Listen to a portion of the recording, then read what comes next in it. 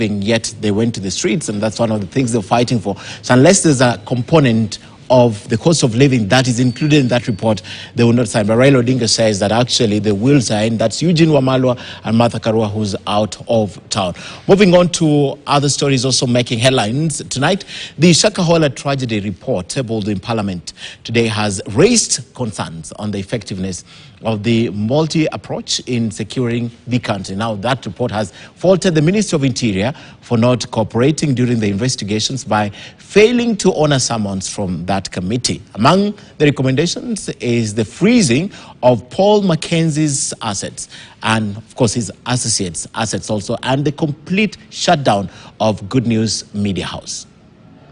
The report on the Shakahola tragedy that claimed 429 lives in Kilifi County was tabled in the Senate on Wednesday. The report was prepared by an ad hoc committee of 11 members led by Senator Danson Mungatana, who was mandated to investigate the proliferation of religious organizations and the circumstances that led to the mass deaths.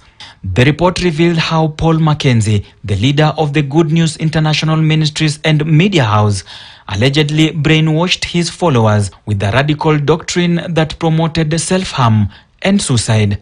The report also exposed how Mackenzie's media house, which operated under the name of Good News Media Limited, was used to spread his propaganda and recruit more victims. The report also accused the Ministry of Interior of frustrating the committee's work by failing to cooperate with the witness summons and invitations. The report named several police officers who were allegedly involved in aiding and abetting the Shakahola tragedy and recommended that they be sanctioned by the National Police Service Commission within 30 days. In this debate I'm mourning. I have been to those homes.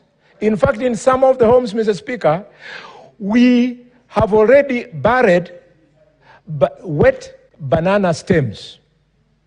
In our culture, you bury a wet banana stem when you have lost out all the possibility of ever bringing your beloved one to be buried home. They include Joseph Kemboi, Senior Superintendent of Police in Malindi, and Charles Kamau Wanguhu, Assistant Superintendent of Police in Malindi, among others. The report made several recommendations to curb the menace of religious extremism and protect the public from such cult.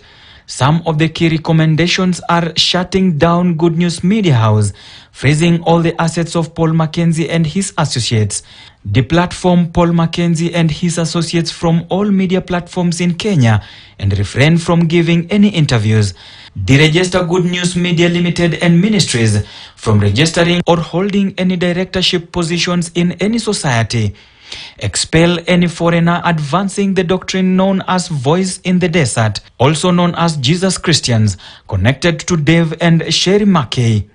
So regulation is already provided for in the Bible, it is provided for in the Holy Quran, is provided for even in the Constitution. We must regulate churches. There are far too many.